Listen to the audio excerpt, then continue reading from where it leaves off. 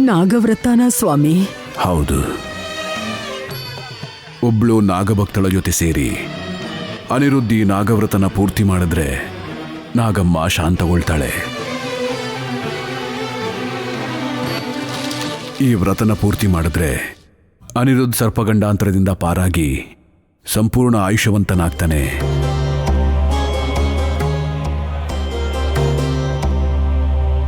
ತುಂಬಾ ಸಂತೋಷ ಸ್ವಾಮಿ. ಈಗಲೇ ಒಂದ್ ದೇವಸ್ಥಾನದಲ್ಲಿ ಆ ವ್ರತನ ಪೂರ್ತಿ ಮಾಡಿಸ್ತೀವಿ. ಇಲ್ಲ, ಈ ವ್ರತನ ನಿಮ್ಮ ಸ್ವಗೃಹದಲ್ಲೇ ಆಚರಣೆ ಮಾಡಬೇಕು. ನಮ್ಮನೇಲಿ ಮಾಡ್ಬೇಕಾ ಸ್ವಾಮಿ? ಹಾವು ಅಂದ್ಕೊಡ್ಲೆ ಸೇಡ್ ತೀರ್ಸ್ಕೊಳ್ಳೋ ಅಂತ ನನ್ನ ಮಗ ಈ ನಾಗವ್ರತ ಮಾಡಕ್ ಬಿಡ್ತಾನ ಸ್ವಾಮಿ? ಅವ್ರ ವಿಷಯನ ನನಗ್ ಬಿಟ್ಬಿಡಿ ಅತ್ತೆ. ಅವ್ರಿಗೆ ಏನೋ ಒಂದು ಸುಳ್ಳು ಹೇಳಿ ಈ ವ್ರತನ ಪೂರ್ತಿ ಮಾಡ್ಬಿಡ್ತೀನಿ. ಹಾಗೆ ಆಗ್ಲಿ ಸ್ವಾಮಿ. ನಂದೊಂದು ಕೋರಿಕೆ. ಏನಮ್ಮ ಅದು? ಈ ನಾಗವ್ರತನ ನೀವೇ ಸ್ವತಃ ಮಾಡಿದ್ರೆ ಚೆನ್ನಾಗಿರತ್ತೆ ಅಂತ ನನ್ನ ಕೋರಿಕೆ. ಶುಭಂ. ಆ ನಾಗಗಳ ವ್ರತ ಪೂರ್ತಿ ಆದ್ಮೇಲೆ ಯಾರ ಆ ವ್ರತನ ಆಚರಣೆ ಮಾಡ್ತಾರೋ ಅವ್ರ ಹತ್ರ ಮನೆ ಹೊರಗಡೆ ದೀಪಗಳನ್ನು ಬೆಳಗಿಸ್ಬೇಕು. ಹಾಗೆ ಗಾಳಿಯಲ್ಲಿಟ್ಟಂತಹ ದೀಪಗಳು ಆರಿ ಹೋಗದೆ ಬೆಳಗಿದ್ರೆ ಆ ವ್ರತ ಫಲಿಸ್ತು ಅಂತ ಅನ್ಕೊಳ್ಳಿ. ಇಲ್ಲ, ನಿಷ್ಪ್ರಯೋಜನವಾಗುತ್ತೆ. ಇಲ್ಲ ಸ್ವಾಮಿ, ದೀಪಗಳನ್ನ ಇಡ್ತೀವಿ. ಆ ಸ್ವಾಮಿ ದಯೆಯಿಂದ ಆ ದೀಪ ಬೆಳಗ್ಬೇಕು ಅಂತ ನಾನು ಬೇಡ್ಕೊತಾ ಇದ್ದೀನಿ ಸ್ವಾಮಿ. ಸಂತೋಷ ಸ್ವಾಮಿ. ನೀವು ಬಂದ್ರೆ ನನಗೂ ಸ್ವಲ್ಪ ಧೈರ್ಯ ಬಂದ್ಬಿಡುತ್ತೆ. ಎಲ್ಲ ಗರುಡ ದೇವನ ದಯೆ.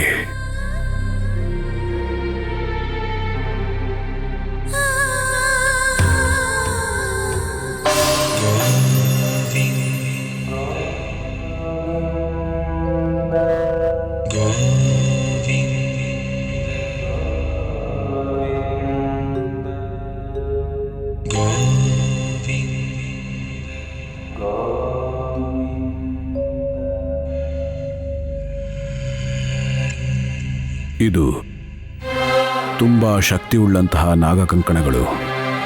ಇದನ್ನ ಪೂಜೆಗೆ ಬಳಸಬೇಕು. ವ್ರತ ಮಾಡುವಾಗ ಪೀಠದಲ್ಲಿ ಕೂತ್ಕೊಳ್ಳೋರಿಗೆ ಕಟ್ಟಬೇಕು. ಇದನ್ನ ಕಟ್ಕೊಂಡು ವ್ರತ ಮಾಡಿದ್ರೆ ಆ ವ್ರತ ಸಂಪೂರ್ಣವಾಗುತ್ತೆ, ವ್ರತಕ್ಕೆ ಫಲ ಸಿಗುತ್ತೆ. ಹಾಗೆ ಆಗ್ಲಿ ಗುರುಗಳೇ, ಪ್ರಾಣಕ್ಕಿಂತ ಹೆಚ್ಚಾಗಿ ನೋಡ್ಕೋತೀವಿ.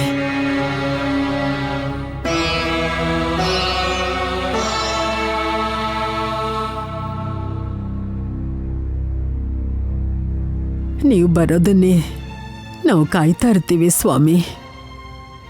ಬರ್ತೀವಿ ಸ್ವಾಮಿ. ಒಳ್ಳೆಯದು, ಹೋಗಿ ಬನ್ನಿ. ಹೋಗಿ ಬರ್ತೀವಿ ಸ್ವಾಮಿ. ಶುಭಂ ಭೂಯಾತ್.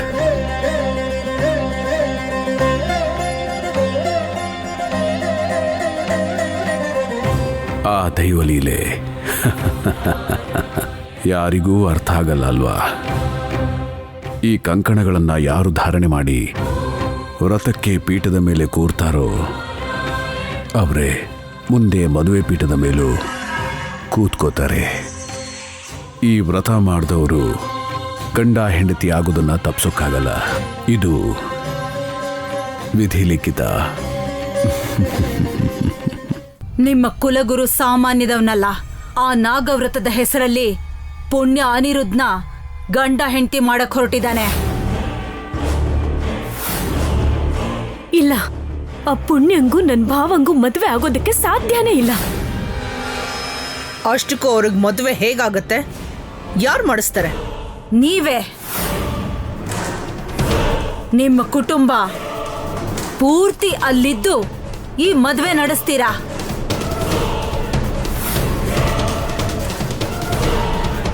ಹೇಳೋದನ್ನ ಸ್ವಲ್ಪ ಅರ್ಥ ಆಗೋ ತರ ಹೇಳು ಭೂತಕ್ಕಿ.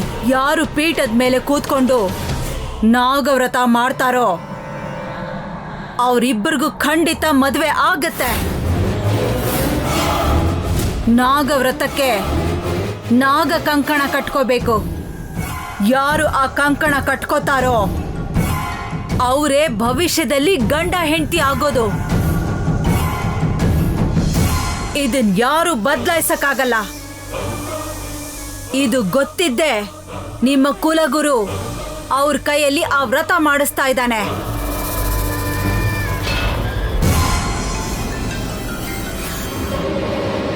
ಅತ್ತೆ, ವ್ರತ ಮಾಡೋದಿಕ್ಕೆ ಪುಣ್ಯ ಒಪ್ಕೋತಾಳೆ ಅಂತೀರಾ? ಗೊತ್ತಿಲ್ದಿರೋ ಹುಡುಗನ ಜೊತೆ ಪೂಜೆಲಿ ಕೂತ್ಕೊಳ್ಳೋಕ್ಕೆ ಅವಳು ಒಪ್ಕೊಳ್ಳಲ್ಲ ಅನ್ಸತ್ತೆ. ಇಲ್ಲಾಂದ್ರೆ ಅನಿರುದ್ಧ್ ಪ್ರಾಣಕ್ಕೆ ಸಂಬಂಧಪಟ್ಟಿರೋ ವಿಷಯ ಅಂತ ಅಂದ್ಕೊಂಡು ಒಪ್ಕೊಂಡ್ರೂ ಒಪ್ಕೋಬೋದು. ನಮ್ಮ ಪ್ರಯತ್ನ ನಾವು ಮಾಡೋಣ, ಅದ್ರ ಮೇಲೆ ದೇವ್ರಿಚ್ಛೆ. ಅಮ್ಮ ಪುಣ್ಯ, ಪುಣ್ಯ, ಏನಮ್ಮ ಅವ್ರೆ? ನಂಗೊಂದು ಚಿಕ್ಕ ಸಹಾಯ ಮಾಡ್ತೀಯಮ್ಮ? ನಾನೇ ನಿಮ್ಮ ಸಹಾಯದಲ್ಲಿ ಬದುಕ್ತಾ ಇದ್ದೀನಿ. ನಾನು ನಿಮಗೆ ಸಹಾಯ ಮಾಡೋದು ಅಂದ್ರೆ ಏನಮ್ಮ? ಅದು ನೀನು ಮಾತ್ರನೇ ಮಾಡೋಕ್ಕಾಗೋದು, ಅದಕ್ಕೆ ಕೇಳ್ತಾ ಇದ್ದೀನಿ. ಹೇಳಮ್ಮ, ಮಾಡ್ತೀಯ ತಾನೆ? ನನ್ನಿಂದ ನಿಮಗೆ ಒಳ್ಳೇದಾಗತ್ತೆ ಅಂದ್ರೆ ಆಗಲ್ಲ ಅಂತ ಯಾಕೆ ಹೇಳ್ತೀನಮ್ಮ? ತುಂಬಾ ಸಂತೋಷ ಅಮ್ಮ. ನೀನ್ ಸಹಾಯ ಮಾಡ್ತೀನಿ ಅಂದ ತಕ್ಷಣ ನನ್ನ ಮನ್ಸಿಗೆ ಸ್ವಲ್ಪ ಸಮಾಧಾನ ಆಯ್ತು. ಹೇಳಿ ಅಮ್ಮ ಅವ್ರೆ, ಏನ್ ಮಾಡ್ಬೇಕು? ನಾಗವ್ರತ ಮಾಡ್ಬೇಕಮ್ಮ.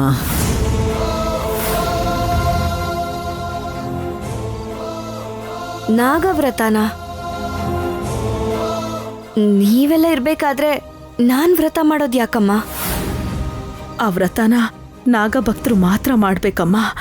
ಅದಕ್ಕೆ ನಿನ್ನನ್ನು ಕೇಳ್ಕೊಂಡೆ. ಹಾಗಾ? ನಾನು ಈ ವ್ರತ ಮಾಡಿದ್ರೆ ನಿಮ್ಗೇನ್ ಲಾಭ ಆಗತ್ತಮ್ಮ? ಅನಿರುದ್ಧ್ ಗಂಡಾಂತರ ಎಲ್ಲ ಹೋಗಿ ಇನ್ನು 100 ವರ್ಷ ಬದುಕ್ತಾನೆ. ಅಂದ್ರೆ ನಾನೀಗ ಅನಿರುದ್ಧಗೋಸ್ಕರ ವ್ರತ ಮಾಡ್ಬೇಕಾ? ಅನಿರುದ್ಧ್ ಪಕ್ಕದಲ್ಲಿ ಕೂತ್ಕೊಂಡು ಅವನ ಜೊತೆಗೇನೆ ವ್ರತ ಮಾಡ್ಬೇಕಮ್ಮ.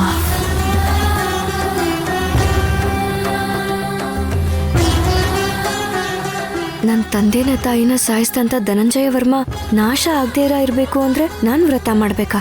ಹಾಗೆ ಮಾಡಿದ್ರೆ ನನ್ನ ತಾಯಿ ಆತ್ಮಕ್ಕೆ ಶಾಂತಿ ಸಿಗುತ್ತಾ? ನನ್ನನ್ನು ಕ್ಷಮಿಸ್ತಾಳ?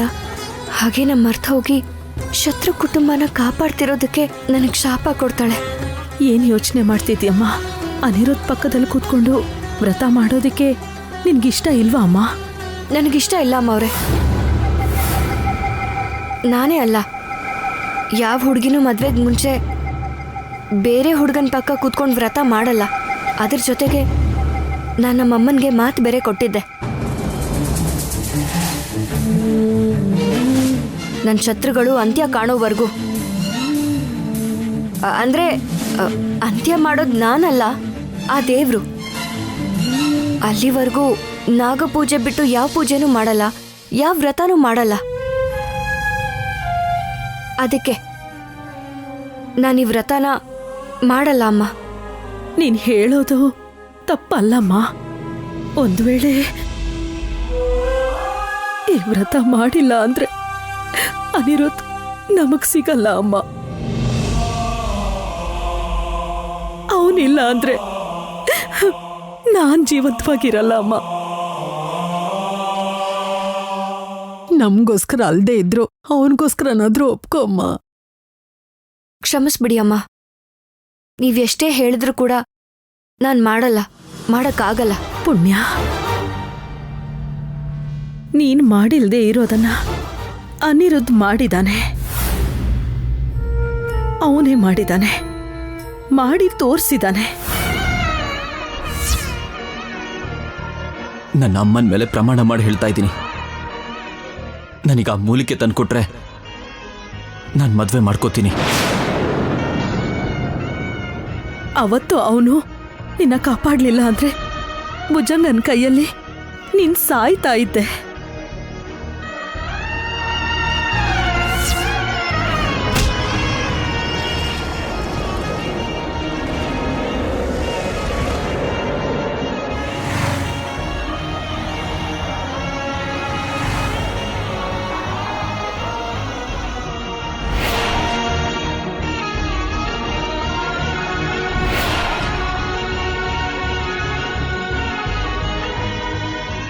ಅವನೇ ಅವತ್ತು ಪರ್ಣಿಕನ್ನ ಮದುವೆ ಆಗ್ತೀನಿ ಅಂತ ಮಾತು ಕೊಟ್ಟು ಆ ಮೂಲಿಕೆ ತಗೊಂಡು ಬಂದಿಲ್ಲ ಅಂದಿದ್ರೆ ಆ ಭುಜಂಗನ್ ವಿಷಕ್ಕೆ ನೀನ್ ಬಲಿ ಆಗ್ಬಿಡ್ತಾ ಇದ್ದೆ.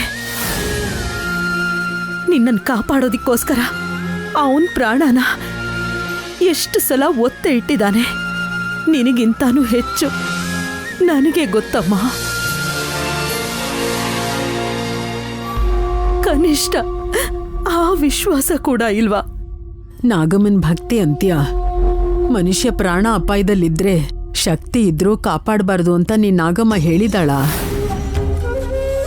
ಬಿಡಿ ಅತ್ತೆ. ಪುಣ್ಯ, ನಿನಗೂ ಒಬ್ಳು ತಾಯಿ ಇದ್ದಿದ್ರೆ ಮಗುಗೋಸ್ಕರ ಈ ತಾಯಿ ಪಡ್ತಿರೋ ಕಷ್ಟ ಏನು ಅಂತ ನಿನಗೆ ಅರ್ಥ ಆಗ್ತಾ ಇತ್ತು.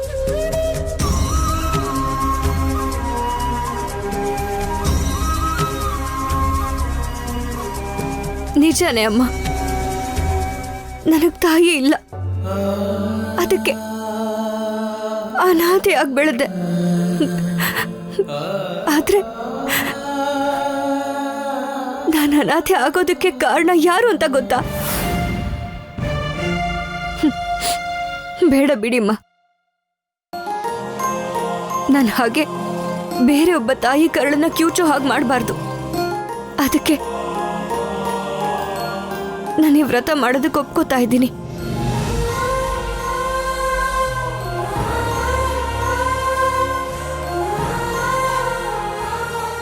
ಸಾಕಮ್ಮ, ಇದೊಂದು ಮಾತು ಸಾಕು. ನೀನು ಒಪ್ಕೊಳ್ಳಲ್ಲ ಅನ್ಕೊಂಡು ಏನೇನೋ ಮಾತಾಡ್ಬಿಟ್ಟೆ. ಅದಕ್ಕೆ ತಲೆ ಕೆಡಿಸ್ಕೋಬೇಡಮ್ಮ.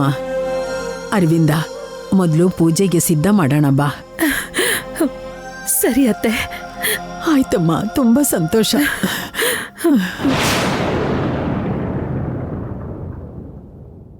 ಎಂತ ದೇವರಪ್ಪ ನೀನು.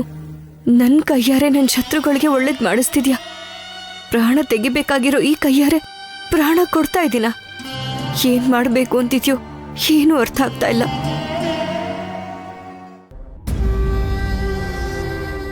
ಏನು ಪಶುಪತಿ, ಗಾಢವಾಗಿ ಯೋಚನೆ ಮಾಡ್ತಾ ಇದ್ಯಾ? ಅರವಿಂದ ಬೃಂದ ಇಬ್ರು ಸೇರ್ಕೊಂಡು ಅನಿರುದ್ಧ ಪುಣ್ಯಾಳನ್ನ ಸೇರಿಸಿ ನಾಗವ್ರತ ಮಾಡ್ತಿದಾರಲ್ಲ, ಯಾಕ ವ್ರತ ಮಾಡ್ತಿದ್ದಾರೆ ಅಂತ ಅವರ ಕುಲಗುರು ಹೇಳಿರ್ತಾನೆ, ಮಾಡ್ತಾರೆ. ಆ ವಿಚಾರ ನನಗೂ ಗೊತ್ತು ಭೂತಕ್ಕೆ. ಯಾವ ವಾಸನ ಇಟ್ಕೊಂಡು ಆ ವ್ರತ ಮಾಡ್ತಿದ್ದಾರೆ ಅಂತ ಯೋಚನೆ ಮಾಡ್ತಿದ್ದೀನಿ. ಯೋಚನೆ ಮಾಡಿ ಕಾಲಹರಣ ಮಾಡೋದಕ್ಕಿಂತ ಹೋಗಿ ಕುಲಗುರುನೇ ಕೇಳು. ಅದು ಸಾಧ್ಯ ಆಗೋಂತ ಕೆಲಸ ಅಲ್ಲ ಭೂತಕ್ಕೆ. ಅದೇನು ಅಂತ ತಿಳ್ಕೋಬೇಕು ಅಂದ್ರೆ ಯಾವುದೋ ಒಂದು ದಾರಿ ಹುಡುಕ್ಬೇಕು. ದಾರಿನಾ? ಯಾವ ದಾರಿ? ಹೇಗೂ ಮಾಡಿ ಆ ಧನಂಜಯ ವರ್ಮ ಮನೆಗೆ ಪ್ರವೇಶ ಮಾಡ್ತೀನಿ. ಅದ್ರ ಗುಟ್ಟೇನು ಅಂತ ತಿಳ್ಕೊತೀನಿ.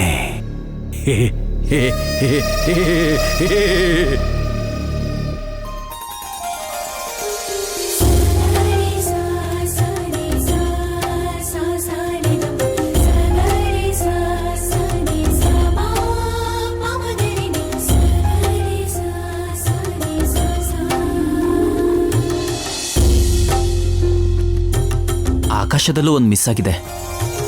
ಅದೇನು ಅಂತ ಹೇಳ? ನೀನ್ ಏನ್ ಹೇಳ್ತಾ ಇದೆಯೋ ನನ್ಗೆ ಅರ್ಥ ಆಗ್ತಿಲ್ಲ. ಸರಿಯಾಗಿ ಹೇಳ್ತೀಯಾ? ಆಕಾಶದಲ್ಲಿ ಪೂರ್ಣಚಂದ್ರ ಕಾಣಿಸ್ತಿಲ್ಲ, ಅದನ್ನ ಗಮನಿಸ್ತೀಯಾ? ಮೋಡದ ಹಿಂದೆ ಬಚ್ಚಿಟ್ಕೊಂಡಿರತ್ತೆ.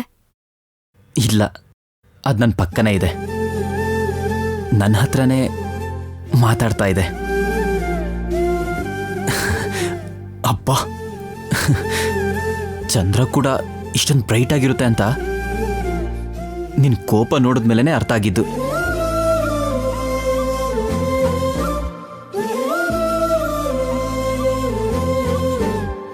ಯಾವಾಗ್ಲೂ ಈ ತರ ಕೋಪದಲ್ಲಿದ್ರೆ ನಿಂಗೆ ಬೇಜಾರಾಗಲ್ವಾ? ಸ್ವಲ್ಪ ನಗು ಬಂಗಾರ.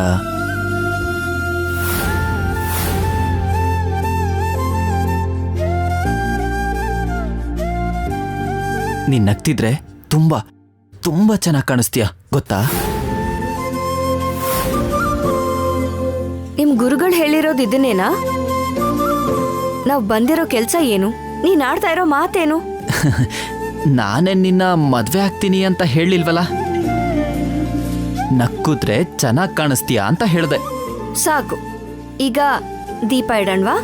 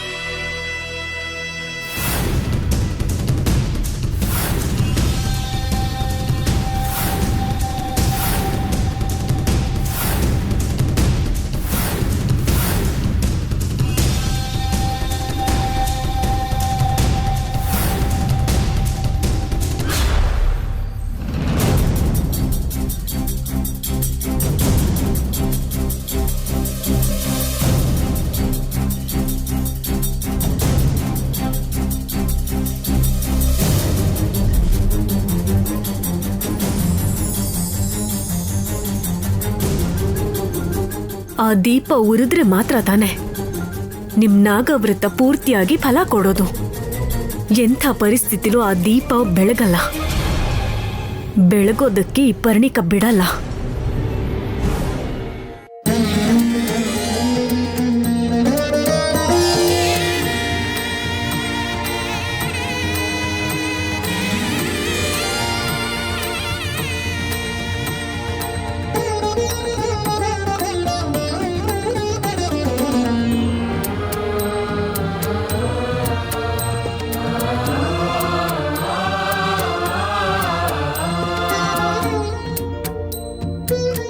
ಗುರುಗಳು ಹೇಳ್ದ ಹಾಗೆ ನಕ್ಷತ್ರಗಳು ಒಂದಾಗ್ತಾ ಇದ್ದಾವೆ ಪುಣ್ಯ.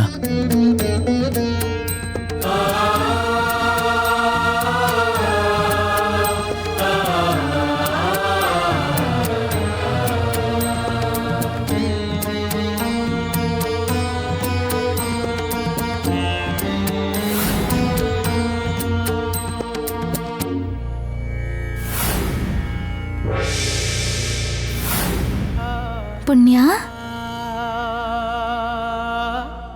ದೀಪಗಳು ಹುಷಾರು. ಅದು ಆರ್ ಹೋಗ್ಬೇಕು ಅಂತ, ಈ ಮನೆಯಿಂದ ನೀನ್ ಆಚೆ ಹೋಗ್ಬೇಕು ಅಂತ, ಪ್ರತಿಫಲ ಸಿಗ್ಬಾರ್ದು ಅಂತ ತುಂಬಾ ಜನರು ಬೇಡ್ಕೋತಿದ್ದಾರೆ.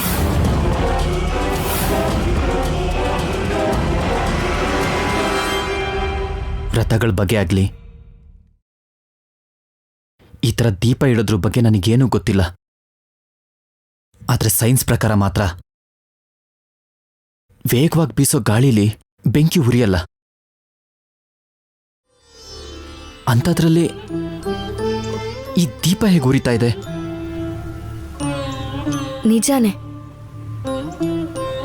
ಗಾಳಿಲಿ ದೀಪ ಬೆಳಗಲ್ಲ. ಯಾಕಂದ್ರೆ ಗಾಳಿನ ನಾವು ಗಾಳಿಯಾಗೆ ಭಾವಿಸಿದಾಗ, ಅದೇ ಗಾಳಿನ ನಾವು ದೇವರಾಗಿ ಭಾವಿಸಿದ್ರೆ ಈ ದೀಪ ಬೆಳಗ್ಬೇಕು ಅಂತ ನಾವು ಬೇಡ್ಕೊಂಡ್ರೆ ನಿನ್ ಸೈನ್ಸ್ ಕೂಡ ಆ ದೀಪ ಆರದೆ ಬೆಳಗೋ ಹಾಗೆ ಮಾಡುತ್ತೆ.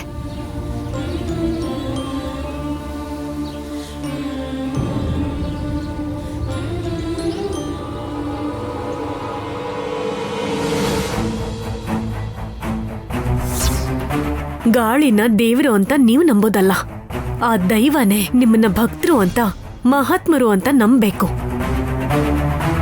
ಅವಾಗ್ಲೇ ಆ ದೀಪ ಆರ್ ಹೋಗದೆ ಬೆಳಗುತ್ತೆ.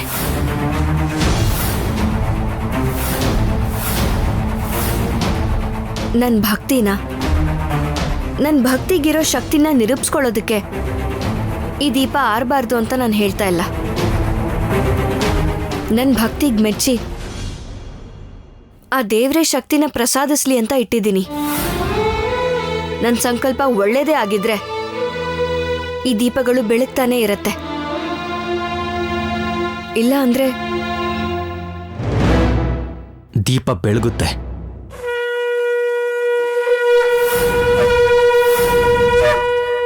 ಯಾಕಂದ್ರೆ ನೀನ್ ನಂಬಿರೋ ದೇವರು ನಿನ್ ಜೊತೆನೇ ಇದ್ದಾರೆ.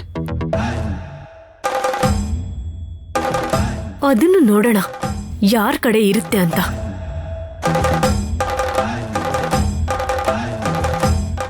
ಸ್ವಾಮಿ, ಭಕ್ತಿಯಿಂದ ಕೇಳ್ಕೊತಾ ಇರೋರು ಒಬ್ರು, ಆ ಭಕ್ತಿನ ನಿನ್ ಶಕ್ತಿನ ಓಡಿಸ್ಬೇಕು ಅಂತಿರೋರು ಇನ್ನೊಬ್ರು. ಒಬ್ರದು ಪ್ರೀತಿ, ಇನ್ನೊಬ್ರದು ಸ್ವಾರ್ಥ.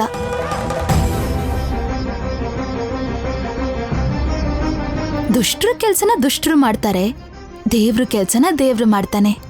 ಒಳ್ಳೆ ಗುಣಕ್ಕೆ ರಾಕ್ಷಸ ಗುಣಕ್ಕೆ ಮಧ್ಯೆ ನಡೀತಿರೋ ಈ ಹೋರಾಟದಲ್ಲಿ ಯಾರ್ ಗೆಲ್ತಾರೆ ಅಂತ ನೋಡ್ಬೇಕು.